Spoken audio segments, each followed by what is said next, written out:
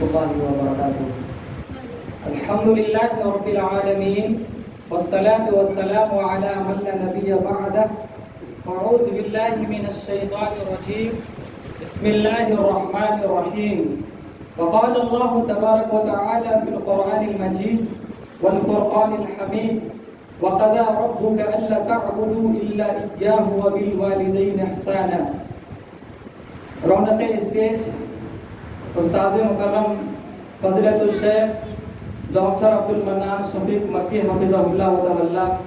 ہمارے مخلص دوست بڑے بھائی مولانا اکرم سنابلی صاحب، ہمارے دوست محترم عتیق سلفی صاحب، اور یہاں کے معزز اساتذہ کرام، میرے عزیز طلبہ و طالبات، بلا کسی تمہید کے آج کے اس کورونا بس میں نے جس موضوع کا انتخاب کیا ہے وہ ہے تعلیم و تربیت میں خواتین کا کردار۔ انشاءاللہ اس موضوع پر مختصراً چند اہم باتیں قرآن و حدیث اور موجودہ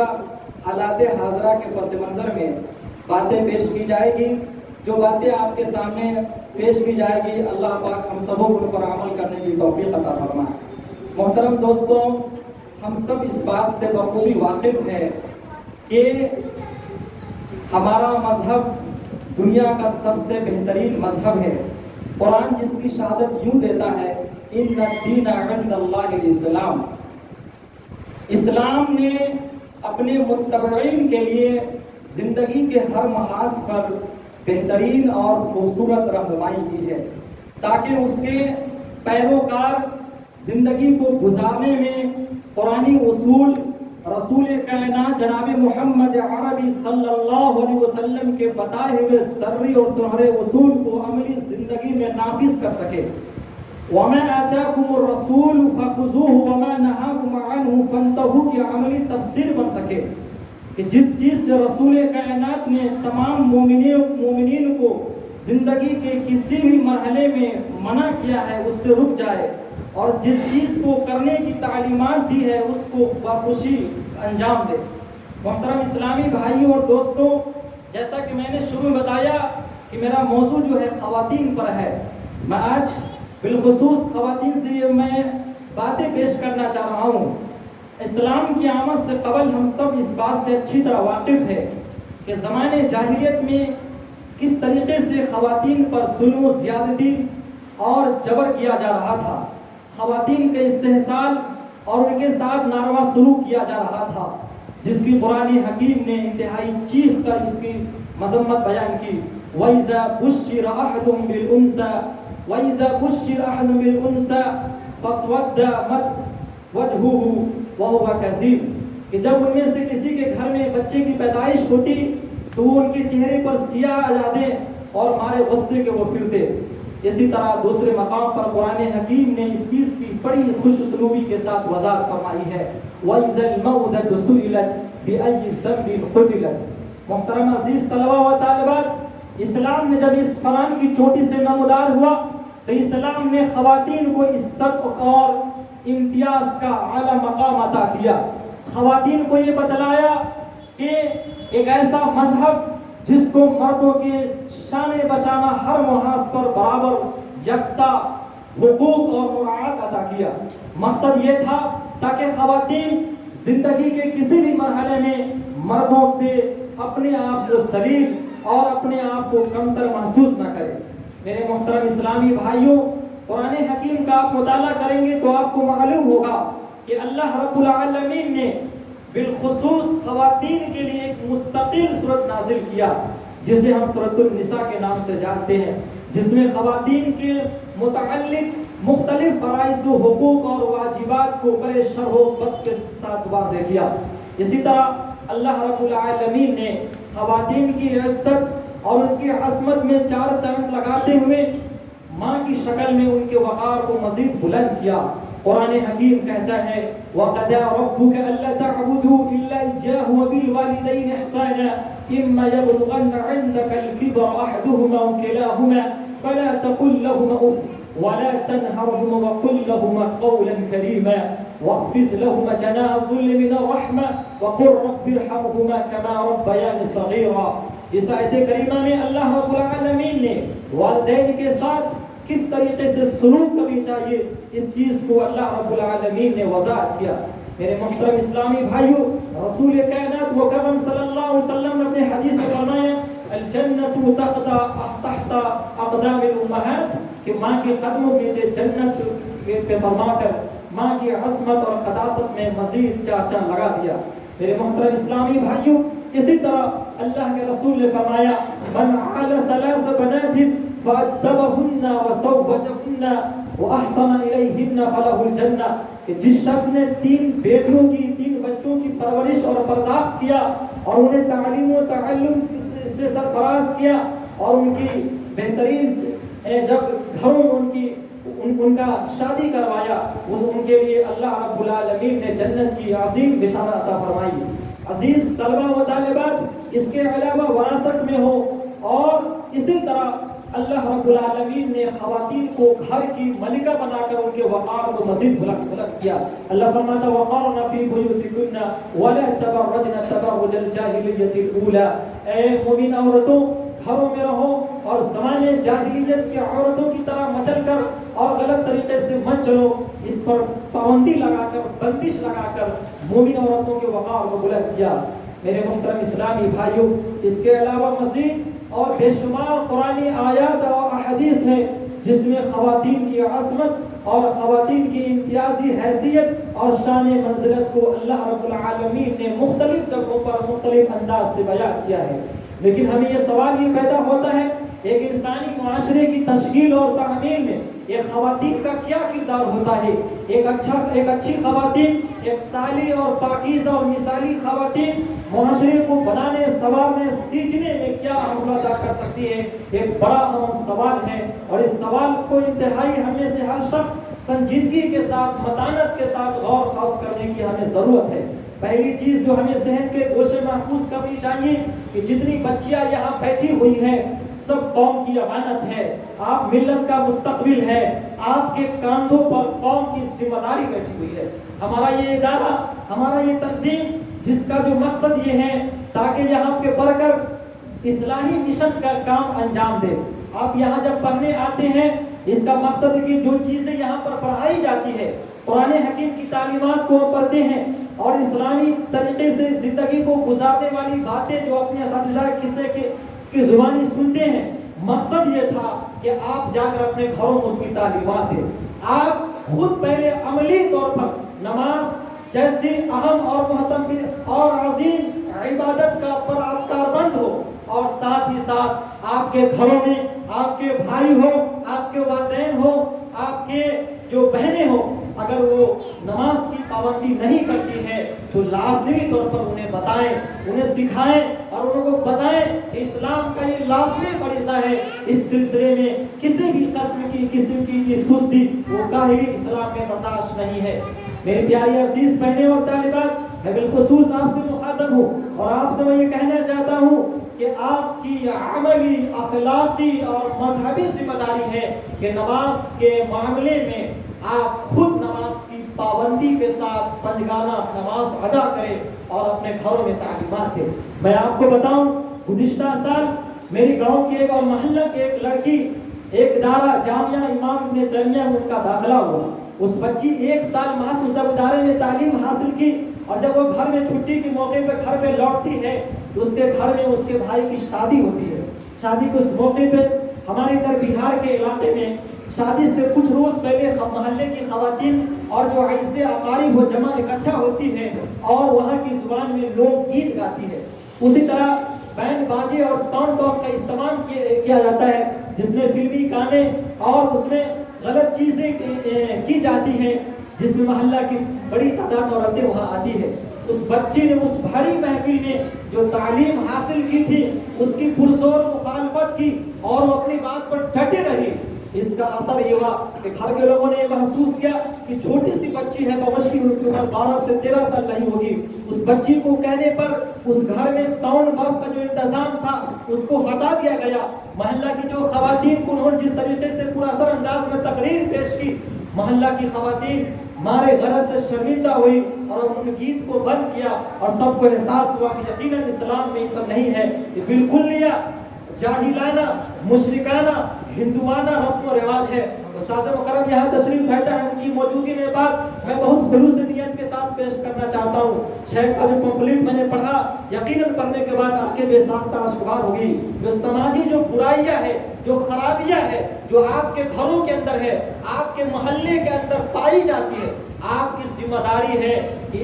اس برائیوں کو بائیکاٹ کرنے کے لیے، روکنے کے لیے آپ اڑ جائیں اور اپنے گھر سے بغاوت کریں۔ اپنے آپ کے والدین ہو سکتا ہے کچھ دیر کے لیے آپ سے مایوس ہو، آپ سے ناراض ہو، لیکن آپ بتائیں کہ دین کا معاملہ ہے، اسلام کا معاملہ ہے، اس سلسلے میں کسی بھی قسم کا ہم کمپرومائز نہیں کر سکتے ہیں۔ دوسری بات اور اہم بات، اور آج کے اس خطاب سے میں اپنے عزیز طالبات کو یہ خصوصی پیغام دینا چاہتا ہوں۔ آپ جانتے ہیں جس طریقے سے مستشرقین نے، مغربی مفکرین نے اور ہندوستان کی جو شدت پسند تنظیمیں، ہندوتوا تحریکیں نے اس بات کا باور کرانے کی کوشش کر رہی ہے کہ کس طریقے سے مسلم بچیوں کو پرفریب نعروں کے ذریعے کہا جائے کہ اسلام نے عورتوں کو اور خواتین کو گھروں میں محبوس کر دیا، قید و بند کر کے رکھا ہے۔ اسلام آزادی نسواں کا سراسر مخالف ہے اور اسلام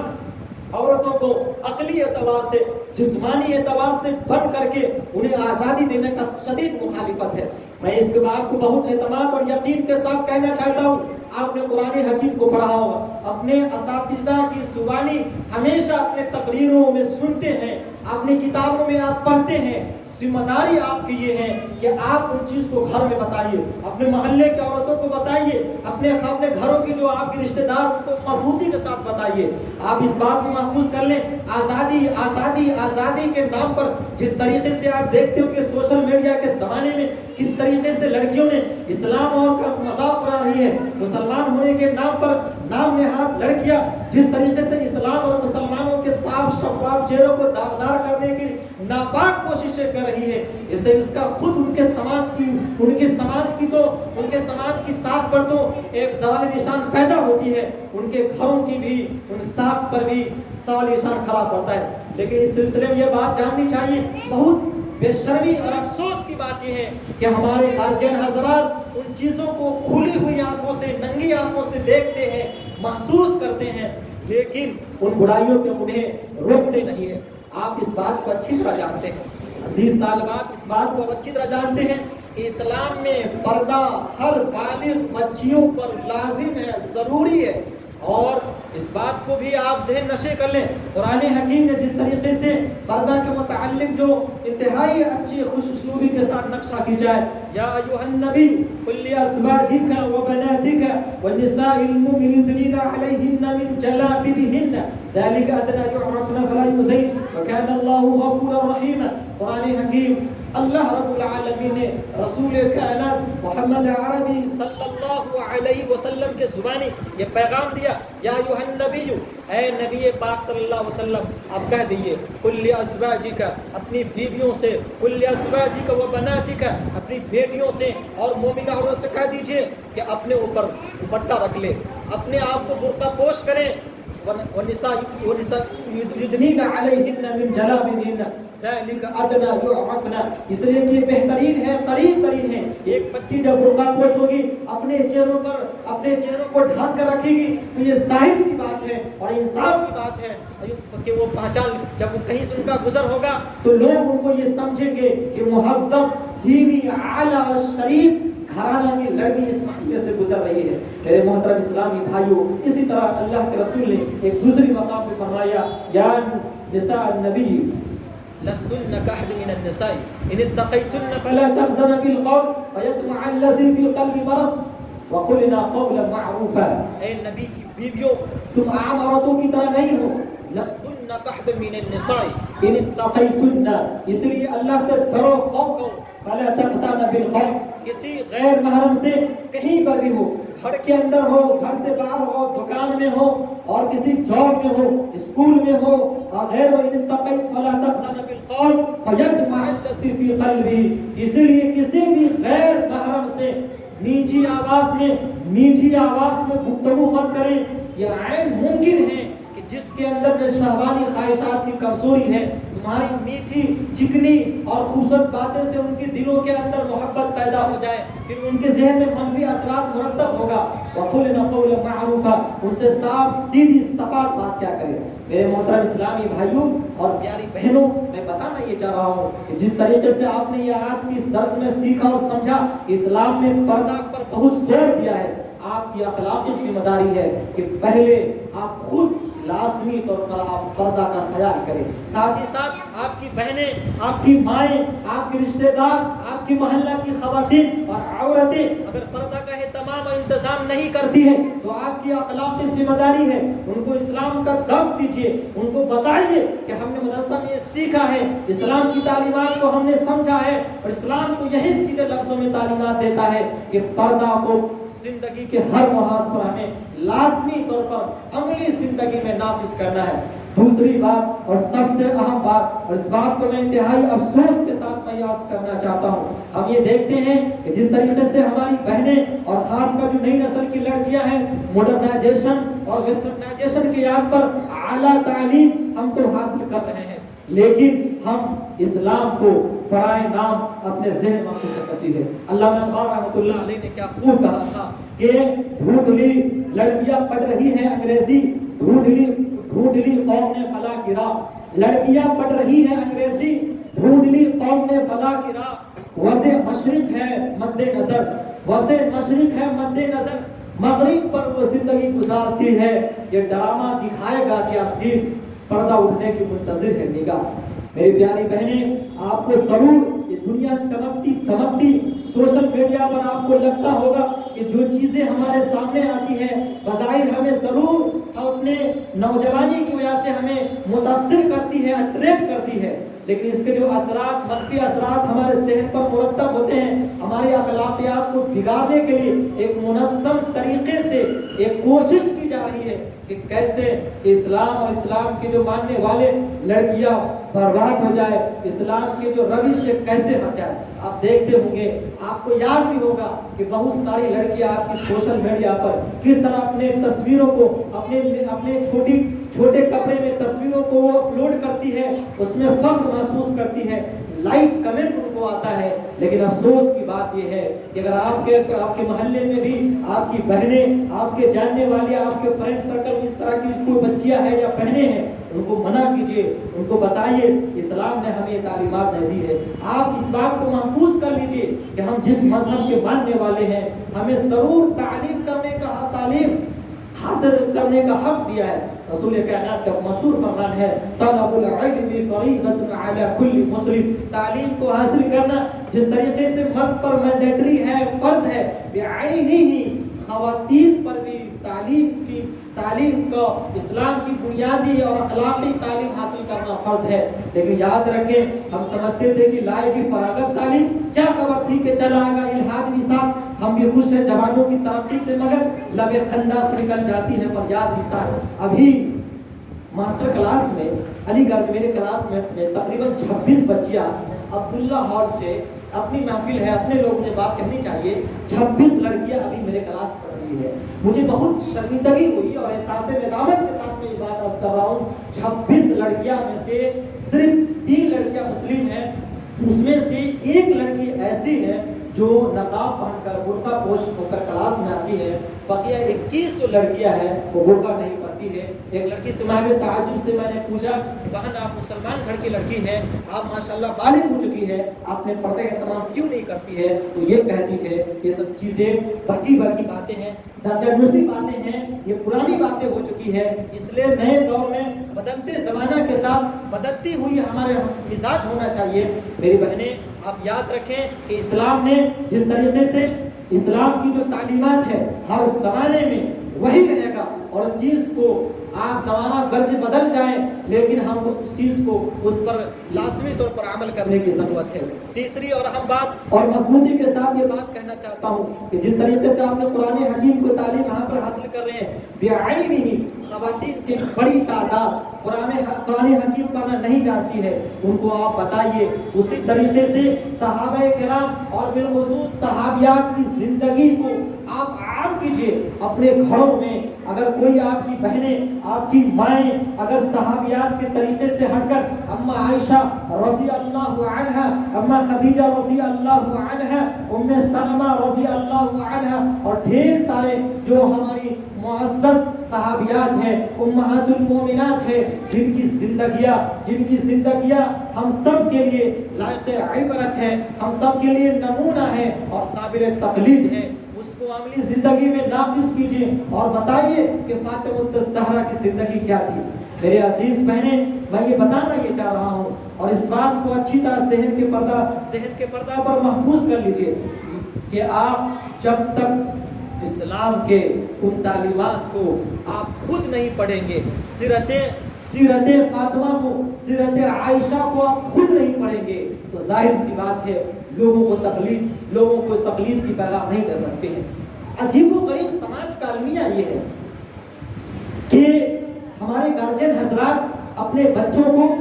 بنیادی تعلیمات کو دلانے میں فخر محسوس کرتے ہیں، لیکن جس مقصد کے تحت اللہ رب العالمین نے ہمیں اس دنیا میں بھیجا ہے، اس اہم تعلیمات کو ہم نے پس پوچھ ڈال دیا۔ نتیجہ کیا پیدا ہوا؟ نتیجہ یہ پیدا ہوا کہ ہم نے ڈرامہ دیکھنے لگے۔ نتیجہ کیا پیدا ہوا؟ جو فلمی اسٹارز، ہیروز تھے، ان کی زندگی، ان کی حیات کو، ان کی ایکٹیویٹیز کو ہم اپنانے لگے اور اس طریقے پہ اپنانے میں جو پریشانی آئی کہ در بدر کی ہم ٹھوکریں کھانے لگے۔ میری بہنیں، باتیں بہت ساری ہے، اپنے گفتگو کو میں لمبی نہیں کرنا چاہ رہا ہوں، مختصراً میں آپ کو بتانا یہ چاہ رہا ہوں کہ آپ مسلمان ہیں، اللہ رب العالمین نے آپ کو خواتین بنایا ہے۔ آپ اس بات کو یاد رکھیں کہ اسلام نے جس طریقے سے خواتین کو زندگی گزارنے کے لیے تعلیمات دی، فرامین عطا کیے، ان کو لازمی طور پر عمل کیجیے اور آپ کو ہر زندگی کے ہر محاذ پر دلی خوشی محسوس ہوگی۔ اور اسی لیے کہ جو لوگ مغربی جو مفکرین ہیں، مستشرقین کے جو بنائے ہوئے جو پرفریب نعرے ہیں اور ان کے جو بتائے اصول ہیں، ان کو اپنانے میں جو لوگ فخر محسوس کرتے ہیں، حقیقت میں وہ لوگ بھرم میں جی رہے ہیں، موجال میں جی رہے ہیں۔ اگر آپ خود رات کی تاریکی میں سنجیدگی کے ساتھ سوچیں گے تو آپ کو احساس ہوگا کہ واقعی ان کی زندگی وہ طریقہ نہیں ہے، اسلام کا طریقہ ہے۔ اس لیے کہ وَوُضِعَ الْكِتَابُ فَتَرَى الْمُجْرِمِينَ مُشْفِقِينَ مِمَّا فِيهِ وَيَقُولُونَ يَا وَيْلَتَنَا مَا لِهَذَا الْكِتَابِ لَا يُغَادِرُ صَغِيرَةً وَلَا كَبِيرَةً وَلَا كَبِيرَةً کہ جب قیامت کا منظر ہوگا، جو مجرمین ہوں گے وہ مارے خوف ڈر ہوں گے، لا یغادر صغیرۃ ولا کبیرۃ، اور وہ کہیں گے ہاں یہ کیسا نام اعمال ہے، یہ کیسا رجسٹر ہے جس میں دنیاوی زندگی کے ہمیں چھوٹے اور بڑے اعمال کو نہیں چھوڑا۔ مختصر یہ کہ ہم اس بات کو محسوس کریں کہ قرآن حکیم نے جو تعلیمات دی ہے اس میں ہمارے لیے خیر ہے، اور جو غلط طریقے ہمارے سماج میں شادی سے پہلے بہت سارے جو غلط طریقے ہیں جس پر نئی نسل کی لڑکیاں بہت تیزی کے ساتھ اس پھندے میں یورپ کے اٹھا کر پھینک دو یورپ کے گندے، نئی تہذیب کے انڈے ہیں یہ گندے، ان ہمارے وہی دیرینہ بیماری، وہی نامحکمی دل کی علاج اس کا وہی آدمشات انگیز ہے ساقی۔ اللہ رب العالمین سے دعا ہوں اللہ پاک ہم سب کو جو باتیں میں نے آپ کے سامنے پیش کی ہے عمل کرنے کی توفیق عطا فرما، اور خواتین اسلام سے درخواست ہے کہ جو باتیں یہاں پہ آپ سیکھ رہے ہیں، آپ سیکھنے کے ساتھ ساتھ آپ کا کلیدی اور اہم کردار یہ ہے کہ ان چیزوں کی آپ تعلیمات دیں۔ یقیناً ہمارا معاشرہ اسلامی معاشرہ بنے گا، سنجیدہ معاشرہ بنے گا، صالح اور مثالی معاشرہ بنے گا، اور استاذ مکرم جس خلوص نیتی اور صفائی قلبی کے ساتھ اصلاحی جو مشن کا جو انجام دے رہے ہیں پچھلے 2 سالوں سے، وہ یقیناً اس کا سماج پر گہرا اور مضبوط اثر پڑے گا، اور شیخ کو بھی دنیا آخرت میں اس کا بہتر اثر